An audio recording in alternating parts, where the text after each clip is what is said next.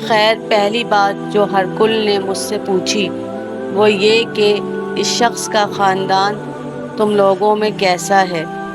میں نے کہا وہ تو بڑے اونچے عالی نسب والے ہیں۔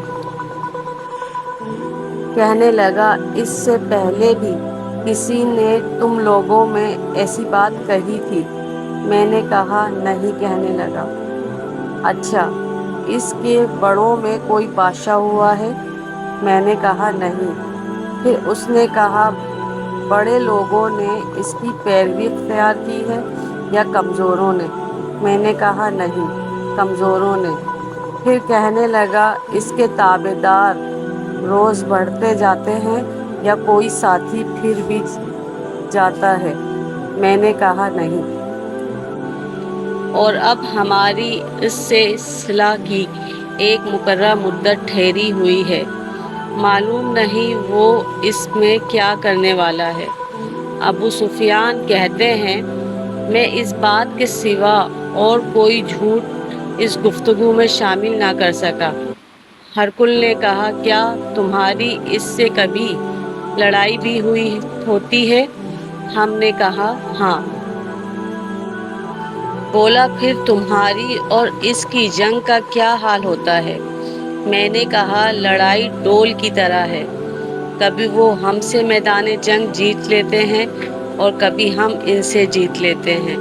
ہرکل نے پوچھا وہ تمہیں کس بات کا حکم دیتا ہے؟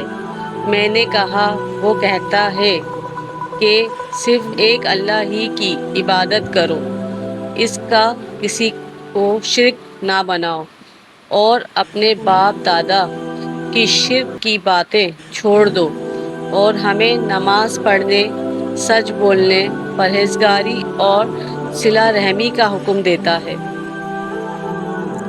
یہ سب سن کر پھر ہرکل نے اپنے ترجمان سے کہا کہ ابو سفیان سے کہہ دے کہ میں نے تم سے اس کی نسب پوچھا تو تم نے کہا کہ وہ ہم میں عالی نسب ہیں اور پیغمبر اپنی قوم میں عالی نسب ہی بھیجے جایا کرتے ہیں۔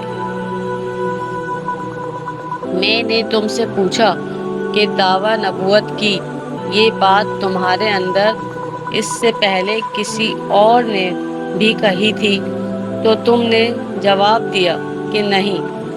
تب میں نے اپنے دل میں کہا کہ اگر یہ بات اس سے پہلے کسی نے کہی ہوتی تو میں سمجھتا کہ اس شخص نے بھی اسی بات کی تقلید کی ہے جو پہلے کہی جا چکی ہے۔